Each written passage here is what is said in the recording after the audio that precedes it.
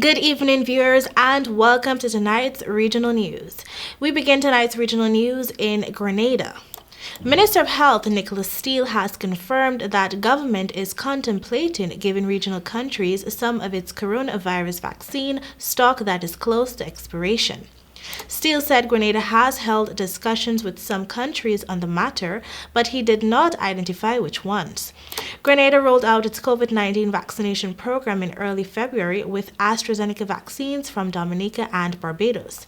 More than 17,000 people have been inoculated since then, and 7,917 of those are now fully vaccinated. Health officials have said that since announcing that the island's vaccine stock is approaching its expiration date, there has been a steady increase in the number of people coming forward to be vaccinated.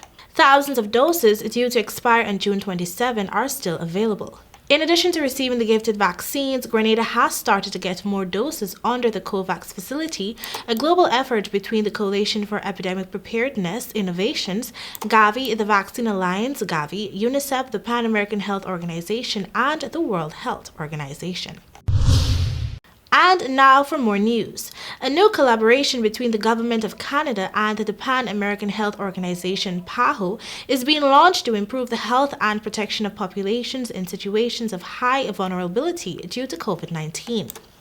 To meet this target, Canada is contributing 50 million Canadian dollars, close to $40 million in support of PAHO's critical work in the Caribbean and Latin America towards readiness and access to COVID-19 vaccines for at-risk women, migrants, refugees, transient persons, indigenous and vulnerable populations in areas where health conditions are typically precarious. Activities will include technical cooperation to strengthen all instances and stages of the COVID-19 vaccination deployment in Latin America and the Caribbean.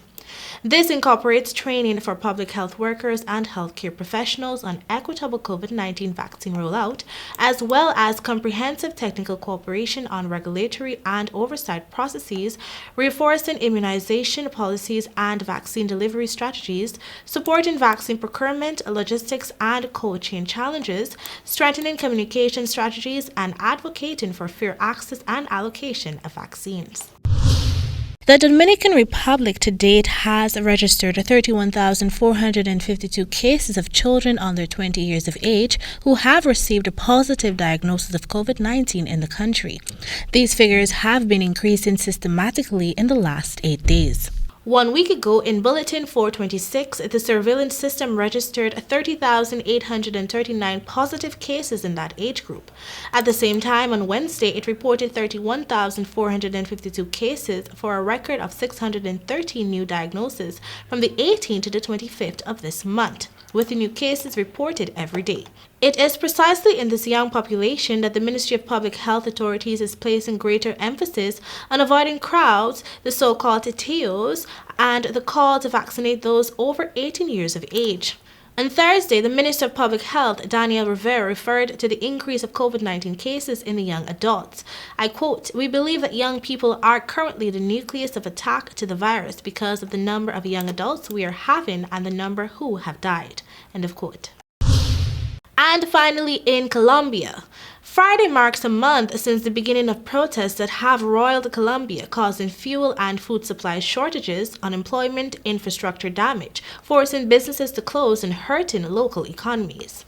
Negotiations between the government and demonstrators have made little progress, and protesters' demands are growing. Although turnout numbers seem to be dwindling, protests and unrest are still a daily occurrence, and another major national strike is expected Friday.